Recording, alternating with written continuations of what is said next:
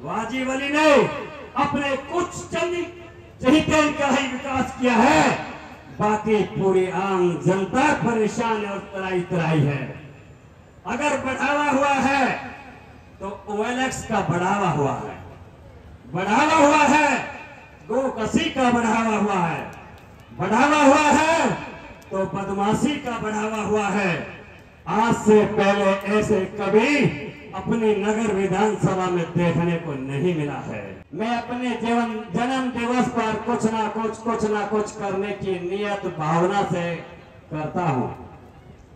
मैंने विचार किया कि मैं अपनी विधानसभा में ऐसा क्या कर सकूं जो सबके लिए कुछ कर सकूं। तो सोचा और सलाह दी मेरे साथियों ने, और उन्होंने कहा कि हमारी विधानसभा में सरकार ने ध्यान नहीं दिया। ये कांग्रेस की निकम्मी सरकार ने, जो बहुत दिव्यांग बहन भाई हैं, जो अपाहिज हैं, जो अपनी आसें दूसरे पर देखते हैं, भाई कसाना साहब हो सके तो इनके लिए रिक्शा का प्रबंध कर दीजिए। मैंने उन लोगों को मानकर, अपना साथी मान समझकर और उनकी बातों को सर आंखों पर रखते हुए मेरी अपनी कमेटी ने, मेरे अपने कार्यकर्ता ने पूरी विधानसभा में सर्वे कर करके उसमें देखा कि मेरी विधानसभा में 250 दिव्यांग बहन भाई की काउंटिंग हुई थी, जो पैरों से बिल्कुल विकलांग है।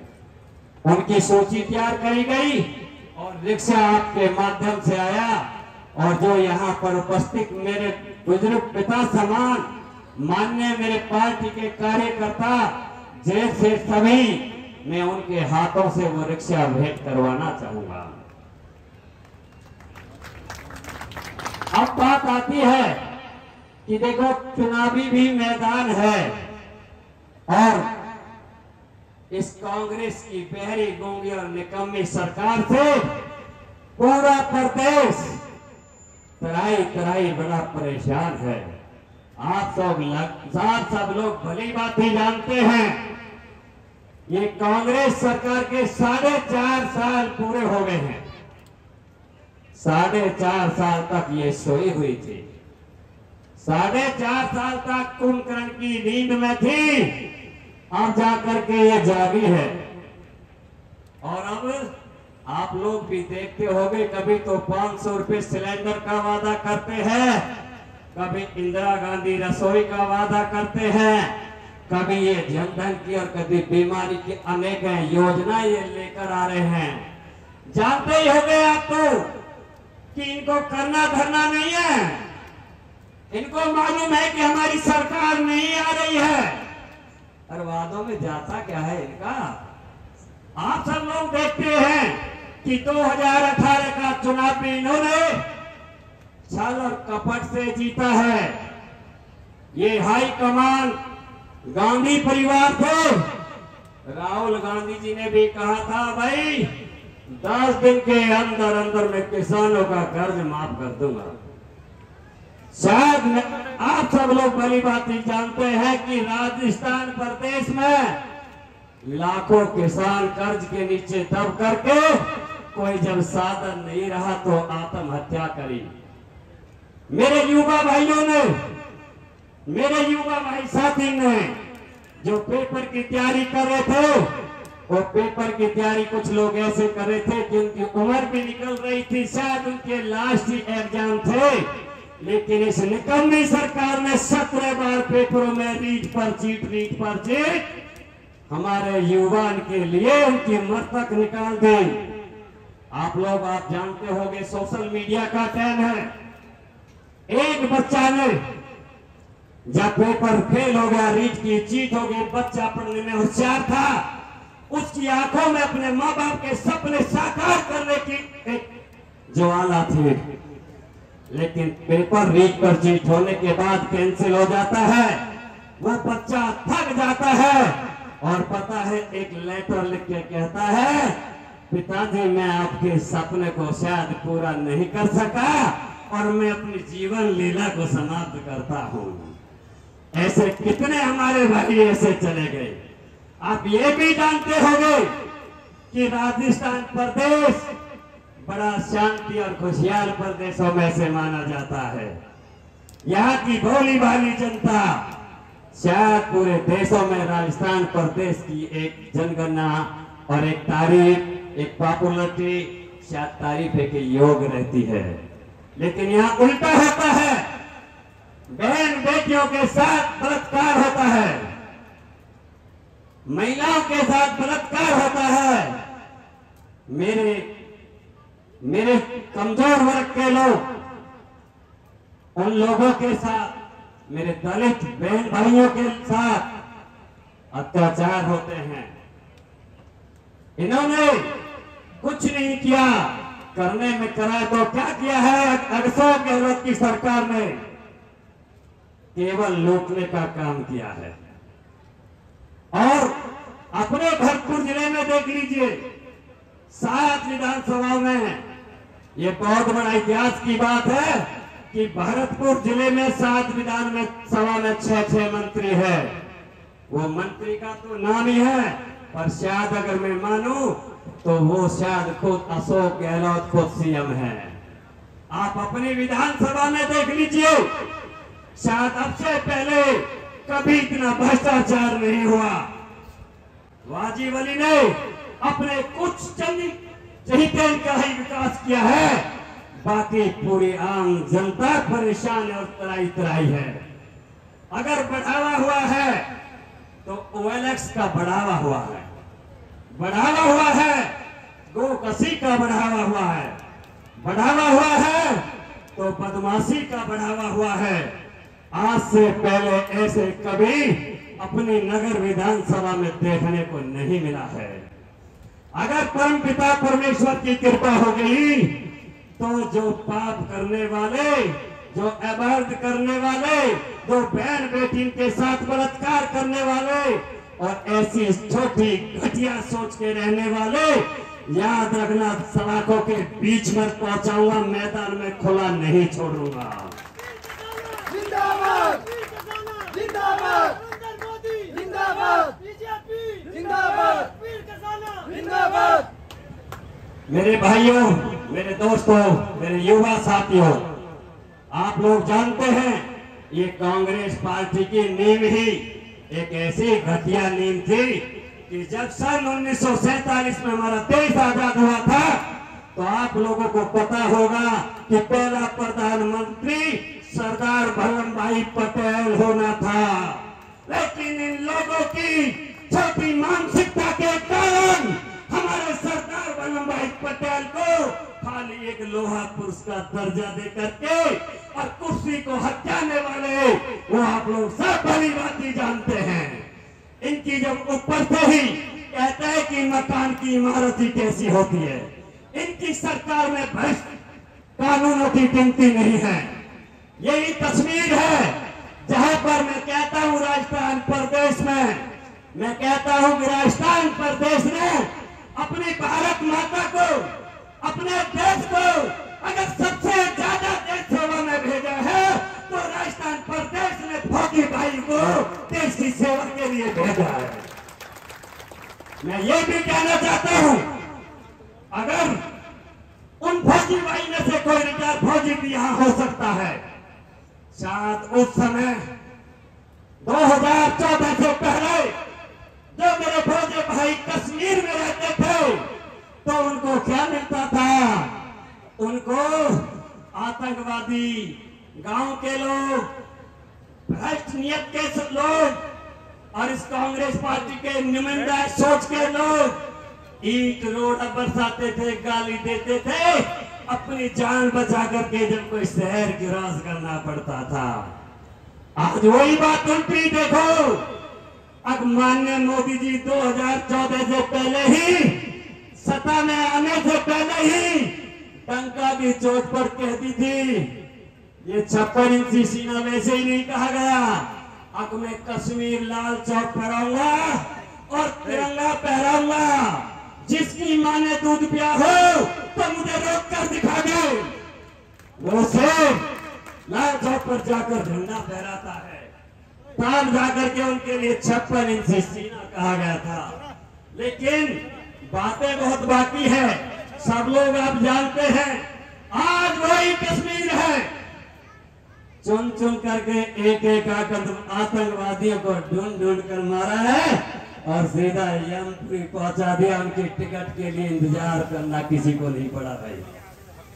मैं आप लोगों से एक और कहना चाहता हूं, क्या यही सरकार थी?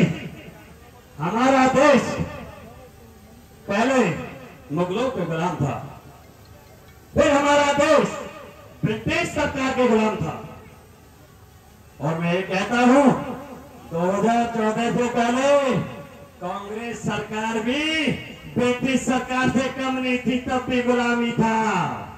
क्योंकि याद रखो, सन 1975 में एक इमरजेंसी लगी थी। मेरे पिता बुजुर्ग समान जो यहाँ बैठे हैं, मेरा तो जन्म सन 1972 में है। शायद मेरे को कुछ ये नहीं पता, पर मैं अपने बुजुर्गों को सुनता रहा हूं। एक ऐसी इमरजेंसी लगी थी, अगर चाहे बच्चा 8 साल का है या 60 साल का, नसबंदी करवा दो। और ये केवल एक तरफा नारा लगा था, हिंदू के लिए था। अगर जब युद्ध था तो एक कानून होना चाहिए, एक संविधान होना चाहिए, एक निशान होना चाहिए। पीछे से लेके आज तक बहुत सारी किताबें हैं, मैं किस किस को खोल करके बताऊं, बहुत लंबा चौड़ा इतिहास है।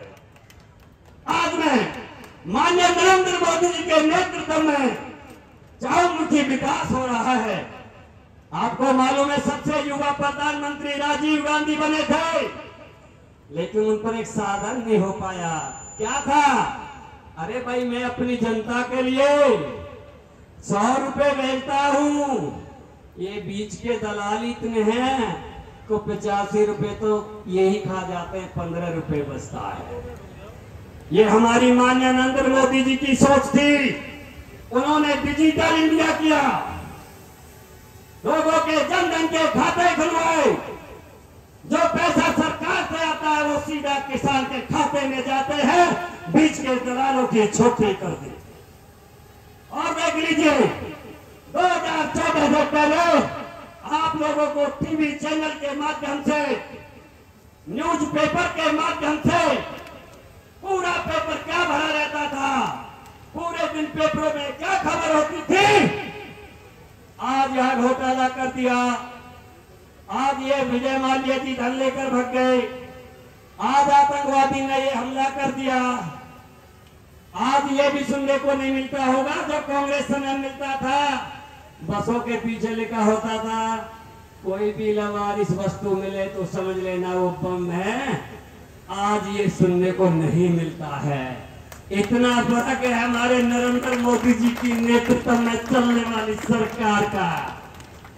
और देख लीजिए, पहले लोगों के पास एजेंडा क्या था? जब भी इलेक्शन आता था, इनके लिए पाकिस्तानी माई बाप था। अगर कोई पाकिस्तानी आतंकवादी या कोई आकर के हमारे किसी फौजी भाई का सर काट कर ले जाते थे, ये सोनिया गांधी घूरी काकी क्या कहती थी? एक ही शब्द था, एक सर कटा भाई 4 सर काट के लाएंगे, इलेक्शन तक तो बात चली, फिर फेस। इन लोगों ने ऐसी मानसिकता के अनेक उदाहरण है, पर लेकिन जब से माननीय नरेंद्र मोदी जी आए हैं, उन्होंने भूल कर दी थी। हमारे पुलवामा हमले में एक ऐसा अटैक किया जिसमें हमारे 44 जवान देश के शहीद हो गए, लेकिन माननीय नरेंद्र मोदी जी की ताकत को समझ नहीं पाए, भूल गए। समझ रहे होंगे कि वो वही कांग्रेस सरकार की तरह है जैसे कि मनमोहन सिंह ने 10 साल कंप्यूटर की तरह चला, गोंगो की तरह चला, लेकिन देश को पीछे 10 साल की वजह 30 साल पहुंचा दिया। मोदी जी ने सर्जिकल स्ट्राइक की, उनका मैप बनाया, कहां आतंकवादी है, और घर में घुस कर मारा। आज तक लोगों को अपने मोदी जी की तरफ तो छोड़ो, देश के एक सिपाही की तरफ रोड़ा पत्थर मारने तक की हिम्मत नहीं है। आप लोग जानते हैं कि अगर हम देश का चाहते हैं कुछ, आप लोग जानते हैं भारतीय जनता पार्टी हमारे भारत देश की सबसे बड़ी पार्टी है। भारतीय जनता पार्टी का संगठन सबसे बड़ा संगठन है। एक निशान एक विधान के लिए काम करती है। आप देख रहे हो कश्मीर में 370 की धारा हटा करके 35A की धारा हटा करके और एक हमारी मुस्लिम बहन बेटियों को जो जीने में दिक्कत थी, खराब था, आज तुम देख रहे हो उनका भी जीवन खुशहाल कर दिया। वोटों की गिनती में मेरे मुस्लिम बहनों के वोट बहुत मिले क्योंकि उनको 3 तलाक से आजादी दिला दी थी। कितने बब्बर शेर है हमारे मोदी जी। और कहां है कांग्रेस सरकार? मेरे साथ में आप सोचो, बोलो, समझो, सब बातों को जानते हैं। मैं देखना चाहता हूं कि आप लोगों में कितनी ताकत है। मैं कोई नारा लगाता हूं तो उस नारे में आप बोलोगे नहीं सहेगा राजस्थान। ये कांग्रेस की बेलगाम सरकार, ये कांग्रेस की बेलगाम सरकार नहीं सहेगा राजस्थान। ये कांग्रेस की बेलगाम सरकार नहीं सहेगा राजस्थान। ये दलितों पर अत्याचार नहीं सहेगा राजस्थान। ये बहन बेटी पे अमृतकर नहीं सहेगा राजस्थान। ये हिंदू उनकी आस्थाओं पर अत्याचार नहीं सहेगा राजस्थान। और आप लोगों ने अच्छा जयकारा लगाया, उसके लिए दिल से धन्यवाद। आप देखते सतवीर हैं कसाना, सतवीर कसाना। कितना होता है। घर की हालत माड़ी थी और मैं खेती बाड़ी भैंसों के काम में बड़े भाइयों के साथ लगा। स्कूल में तो नाम को जाता था, बैग ले गया, स्कूल में पढ़ लिया, जो पढ़ लिया आकर बैग रखा, फिर घर का काम करा। इसी प्रकार से जीवन चलता चला गया। और जब मैंने 10वीं करी तो मेरी शादी हो गई। और शादी होने के बाद घर वाले बोलते हैं अब भैया गुजारा ना होएगा, दूध का काम चला, भैंसन का और खेती का बहुत दिन होगा, दूध चला लेते हैं। तो मैंने दूध का काम किया। फरीदाबाद से मेरा गांव जो महमूदपुर, वो 18 किलोमीटर दूरी पर है। कुल मिलाकर के भगवान ने साथ देता गया। दूध का काम किया मैंने, बिल्डिंग में सिपलार का काम किया और रियल एस्टेट के काम किया। परमात्मा ने मुझे साथ देता चला गया और परमपिता परमेश्वर की कृपा से जीवन में सोचता चला गया, भगवान मुझे अगर कुछ दिया तो मैं गरीब लोगों के लिए, अपने समाज के लिए, मैं अपने राष्ट्र के लिए, अपनी मातृभूमि के लिए मैं क्या क्या कर सकता हूँ, ये भावनाएं रहती थी।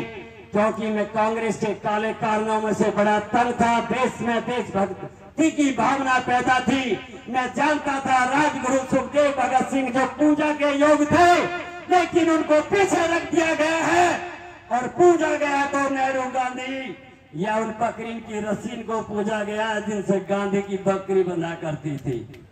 हमारा इतिहास गायब कर दिया इस दुष्ट कांग्रेस ने।